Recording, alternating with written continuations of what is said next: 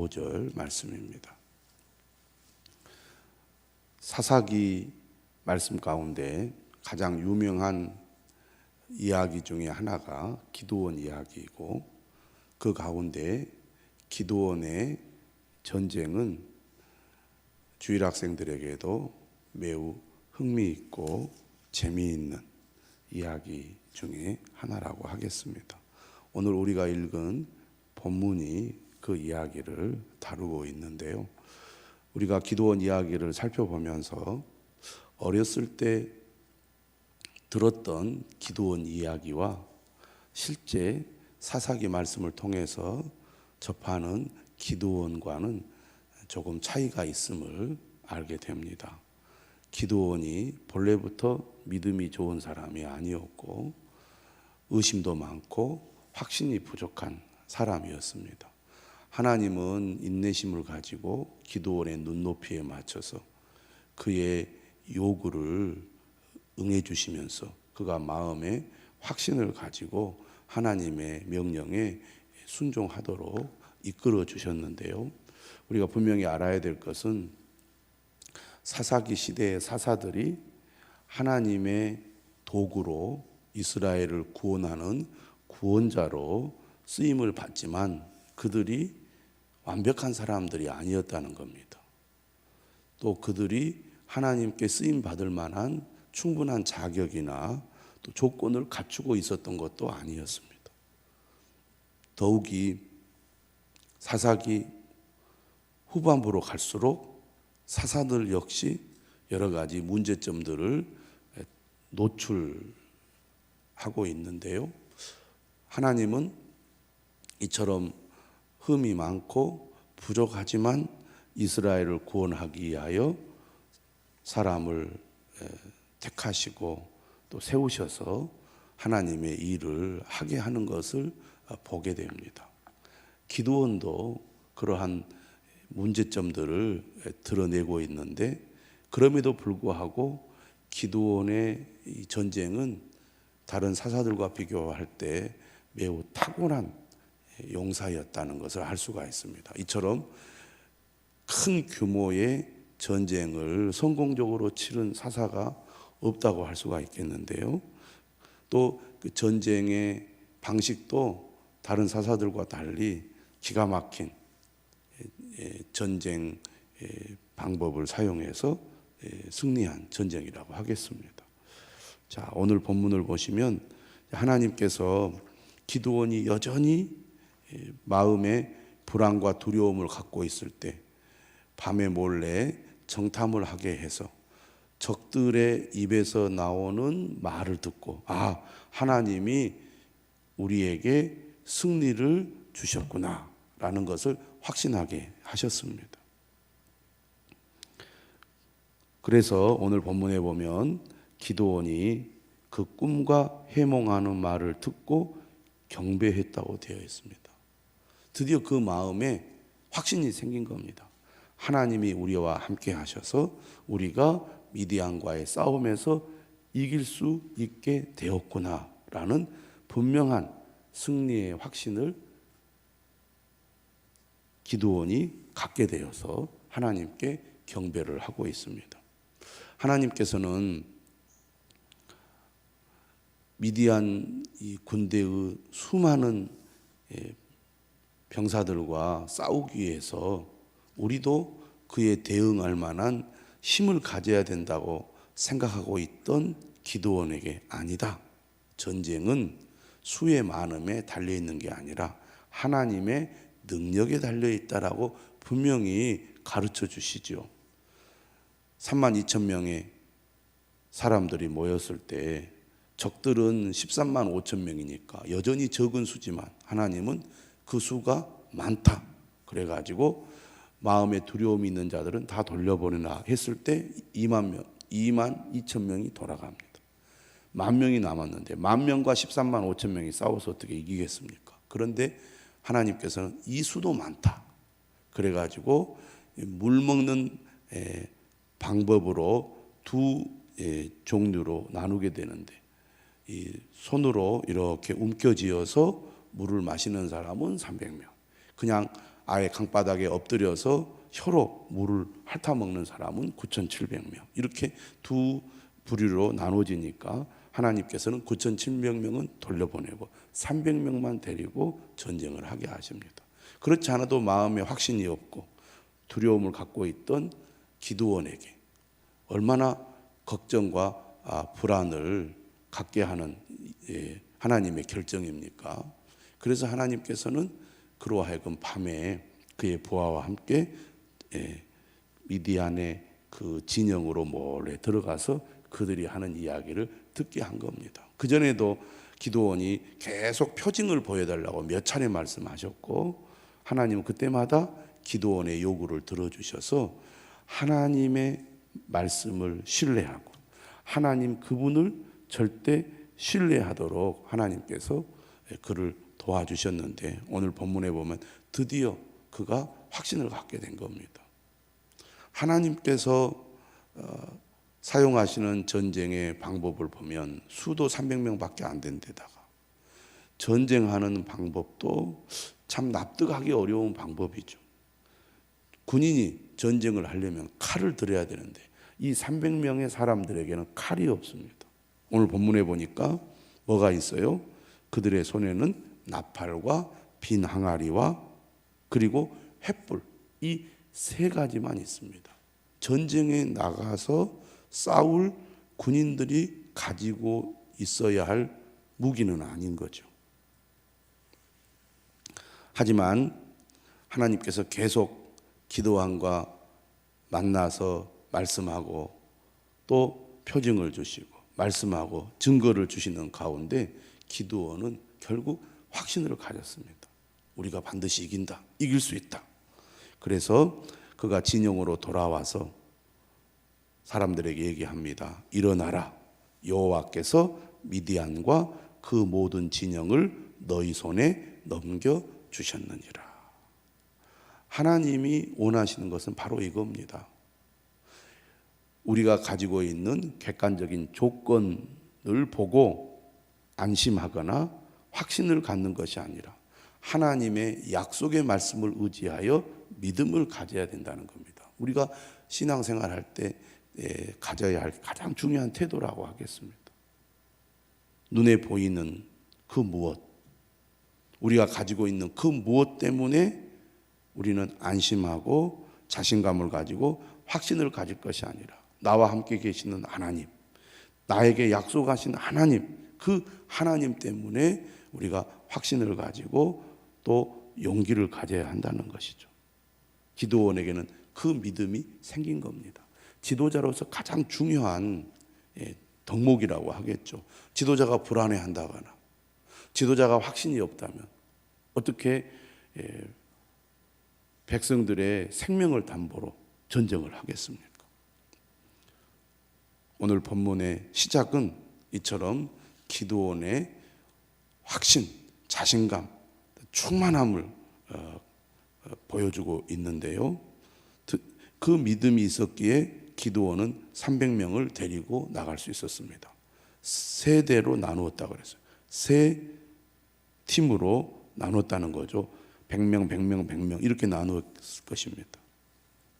그래서 아까 말씀드렸듯이 각 손에 나팔과 빈 항아리를 들리고 항아리 안에 횃불을 감추게 했습니다.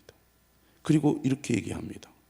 너희는 나만 보고 내가 하는 대로 하되 내가 그 진영 근처에 이르러서 내가 하는 대로 너희도 그리하여 나와 나를 따르는 자가 다 나팔을 불거든 너희도 모든 진영 주위에서 나팔을 불며 이르기를 여호와를 위하라 기드온을 위하라 하라. 자신감에 넘치는 말입니다.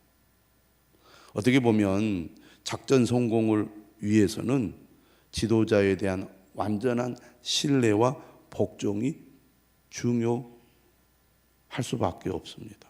그런 의미에서 기드온이 이 300명의 군인들을 향하여 너희는 나만 보고 내가 하는 대로 하되 내가 하는 대로 너희도 그리하여 나와 나를 따르는 자가 다 나팔을 불거든 너희도 모든 진영 주위에서 나팔을 불어라. 얼마나 자신감이 있는 지도자의 모습입니까? 그런데 한편으로 보면 지나치게 또 자신감이 넘치고 담대한 모습을 보여주고 있습니다. 긍정적인 시각으로 볼 수도 있지만 한편으로는 약간 뭔가 좀 찜찜한 기도원의 태도를 여기서 엿볼 수가 있는데, 무엇이 강조되냐면 내가 강조되고 있습니다. 내가. 그리고 이런 얘기까지 해요. 여호와를 위하라, 기드온을 위하라.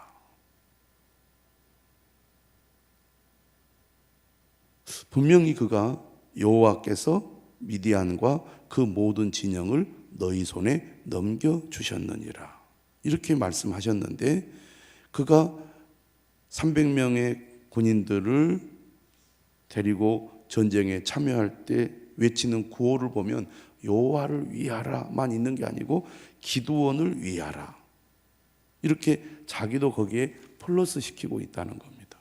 하나님께서 32,000명의 사람들이 모였을 때 그들의 수가 많다고 하신 이유가 어디에 있습니까? 그들이 전쟁에서 승리하면 우리가 힘이 강해서 이겼다고 스스로 자랑할 것 같으니까, 그렇지 않도록 하기 위해서 하나님께서 그들을 돌려보낸다고 하셨거든요.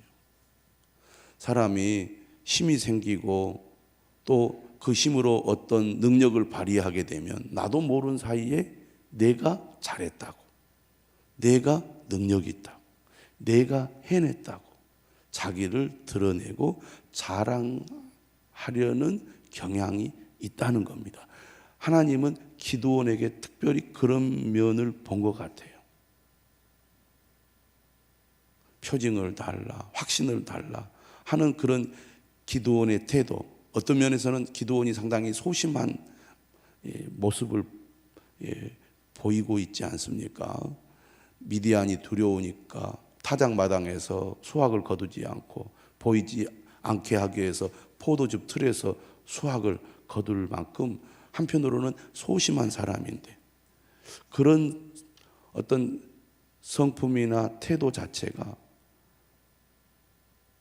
늘 자기중심적인 그러한 생각이나 또 태도가 그에게 많이 있다는 것을 보여준다고 하겠습니다.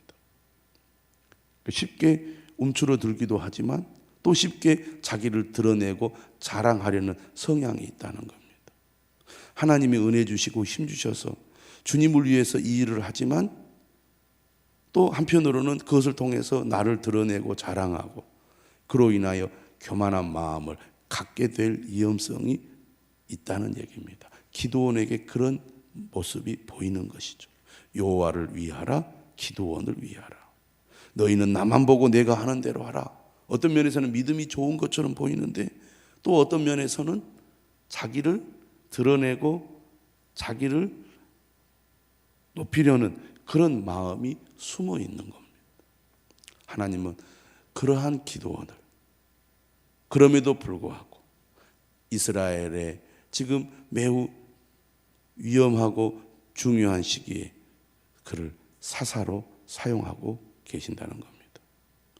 19절에 보면 기드온과 그와 함께한 100명이 이경 초에 진영 근처에 이르렀습니다. 이게 이제 일대죠. 매일 성경에 나오죠. 이스라엘 밤은 4시간씩 세 부분으로 구분되었다고. 그래서 1경이 저녁 6시부터 10시, 2경이 밤 10시부터 새벽 2시, 그리고 3경이 새벽 2시부터 6시인데 2경 초니까 10시에서 한 11시 사이 이렇게 볼 수 있겠습니다. 이때 이제 어떻게 보면 사람들이 깊이 잠들어 있는 시간이라고 보겠습니다. 전기가 없는 시대니까요. 해가 지면 잠을 자야지. 그러니까 일찍 잠에 들 것입니다. 그래서 깊이 잠이 드는 시간, 그리고 약간 그 뭐라 그럴까, 경계병들의 경계가 허술할 수 있는 교대 시간에, 기가 막힌 거죠. 그 시간에 지금 적들을 이제 향하여 공격을 펼치는데 어떻게 합니까? 19절에 보니까 그들이 나팔을 불며 손에 가졌던 항아리를 부수었습니다. 그러니까 갑자기 큰 소리가 막 나는 겁니다. 300명이 나팔을 불고 항아리를 부수고 횃불을 들고 소리를 지를 때 여호와와 기드온의 칼이다, 그런 소리가 들었을 때 완전히 막 이 혼비백산이 된 것처럼 잠을 자고 있던 미디안 사람들이 얼마나 그 혼란을 겪었겠습니까? 지금도 밤은 위험하고 무섭죠. 깜깜한 밤에 갑자기 두려운 소리들이 들리면서 적들이 우리를 침략해서 죽이려 든 것처럼 느껴질 때 그들은 자신들이 가지고 있던 칼을 들고 그 옆에 있는 사람, 잘 보이지 않으니까 우리 진영에 지금 쳐들어와서 우리를 죽이려 한다고 생각하고 서로 죽이기 시작을 한 겁니다. 그래서 21절에 보니까 각기 제자리에 서서 그 진영을 에워싸매. 300명의 숫자가 에워싸니까 어마어마한 숫자의 적들이 우리를 에워싸서 우리 진영으로 밀고 들어와 가지고 우리를 죽이려고 한다고 착각을 했을 것입니다. 그래서 그 온 진영의 군사들이 뛰고 부르짖으며 도망하는데 300명이 나팔을 불 때 여호와께서 그 온 진영에서 친구끼리 칼로 치게 하심으로. 왜 하나님께서 이스라엘의 300명에게는 칼을 들고 싸우게 하지 않으셨을까? 자기들끼리 서로 찌르고 맞고 하는 가운데 서로 죽이게 하기 위해서 그랬던 것이죠.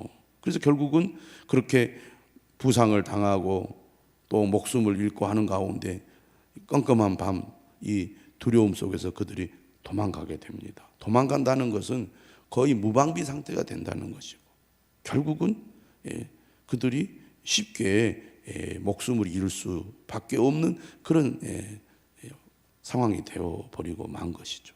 근데 오늘 22절에 분명히 말하죠. 300명이 나팔을 불 때 여호와께서 그 온 진영에서 친구끼리 칼로 치게 하심으로.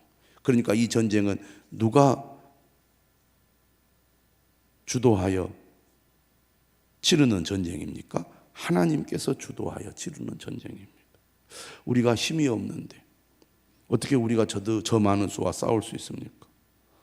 이 전쟁은 여호와의 전쟁이라는 겁니다. 하나님이 친히 수행하는 전쟁이라는 겁니다. 그러니 그 적들이 아무리 수가 많다 할지라도 하나님과 싸워서 이길 수가 없겠죠. 결국 하나님의 말씀대로 순종했더니 정말 그 전쟁이 승리하는 전쟁이 된 겁니다. 하나님께서는 기드온에게 이길 수 있다는 확신, 내가 이 전쟁을 승리로 이끌 것이라는 확신을 주셨기 때문에 그 확신을 가지고 전쟁에 임한 결과 승리를 거두게 된 겁니다. 적들은 자중진환에 빠져서 자멸하고 말았던 것이죠. 결국 하나님이 이 일을 하신 겁니다. 그러면서도 우리는 기드온의 전략이 상당히 뛰어나다는 것을 볼 수 있습니다. 그러니까 그가 겁이 많았을 뿐이지 용사로서의 탁월함 그리고 전쟁을 수행하는 능력이 상당히 뛰어난 사람이라는 것을 알 수가 있어요. 왜 하나님께서는 저렇게 확신하지 못하고 또 어떤 면에서는 자기를 드러내고 교만한 기드온을 쓰셨을까? 그만큼 사람이 없어서일 수도 있었겠습니다. 사사시대. 하지만 또 기드온이 수행하는 이 전쟁을 보면 탁월한 능력이 있는 사람이었어요. 우리가 뭘 보면 알 수 있느냐 하면 23절을 보십시오. 적군이 도망가서 요단강 기슭에까지 이제 밀리게 되지요. 이때 잔당을 소탕하는 일에 이스라엘 사람들을 동원합니다. 누가? 기드온이. 그래서 납달리와 아셀과 온 므낫세에서부터 부름을 받고 미디안을 추격하였더라. 이 세 지파의 사람들이 잔당을 소탕하는데 동원이 돼요. 300명의 사람들이 그 미디안 진영에서 나팔을 불고 전쟁을 벌일 때 참여를 했다면 이 미디안 잔당들이 혼비백산하여 도망갈 때 이 뒤처리는 누구로 하여금 하게 했느냐? 먼저 납달리, 아셀, 므낫세 지파의 사람들을 통하여 잔당을 소탕하게 합니다. 거기에 24절에 보면 누가 더 참여를 하냐면 에브라임 지파 사람들. 기드온이 사자들을 보내죠. 에브라임 온 산지로 두루 다니게 하여 미디안을 치게 합니다. 그래서 요단강에 이르는 수로를 점령하게 해서 나머지 잔당들을 처리하는데 25절에 보니까 미디안의 두 방백인 오렙과 스웹을 사로잡아서 오렙은 오렙바위에서 죽이고 스웹은 스웹 포도주 틀에서 죽이게 됩니다.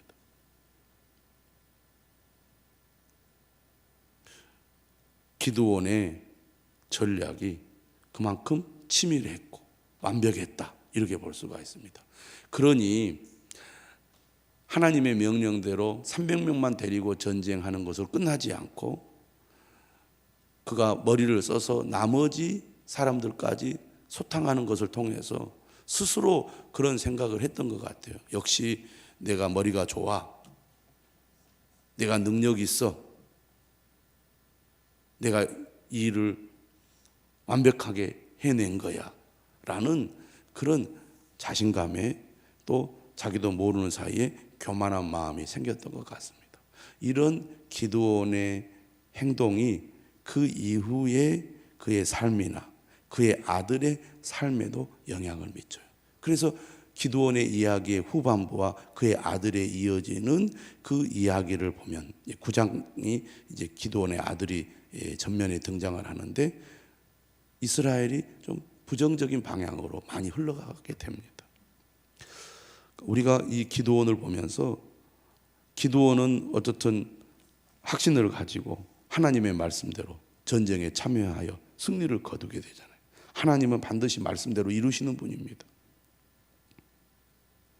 그러므로 우리가 자신의 능력이나 조건이나 환경을 보고 우리가 행동할 것이 아니라 오직 하나님을 바라보고 약속의 말씀을 붙들고 믿음으로 행동하는 것이 얼마나 중요한지를 우리는 이 기드온의 전쟁을 통해서 분명히 배워야 할 것입니다. 하지만 기드온에게는 이러한 위험한 요소들이 있었다는 거죠. 그 마음의 교만함입니다. 자기 중심적인 생각들, 내가 했다, 내가 할 수 있다, 내가 하면 된다, 내가 항상 전면에 등장하게 되면 타락할 위험성이 있다는 것이죠. 우리는 다만 내가 했을 뿐입니다, 내 힘이 아니라 오직 하나님의 힘과 능력으로 했습니다 라고 자기를 낮추고 비우고 겸손한 마음으로 끝까지 하나님께만 영광 돌리려는 태도를 우리가 가지지 않으면 잘하고도 문제를 일으키게 되는 거예요. 잘하고도 하나님의 영광을 가리고 잘하고도 오히려 실패하는 사람이 될 수가 있습니다. 우리가 나중에 삼손을 보면 알겠지만 삼손처럼 힘이 센 사람이 어디 있습니까? 그러나 그는 오히려 실패자로 그의 삶이 망가졌을 뿐만 아니라 결국 이스라엘 백성들에게도 부정적인 영향을 끼치잖아요. 우리가 힘이 있을수록 잘 될수록 겸손한 마음으로 하나님을 의지해야 되지 않겠습니까? 오늘 이 새벽에 기드온의 이 전쟁 이야기를 보면서 하나님이 주시는 승리와 함께 끝까지 우리가 겸손한 마음으로 하나님께만 영광 돌리는 사람이 되어야 한다는 사실을 분명히 깨닫는 우리 모두가 되시기를 주님의 이름으로 축원합니다. 기도하겠습니다.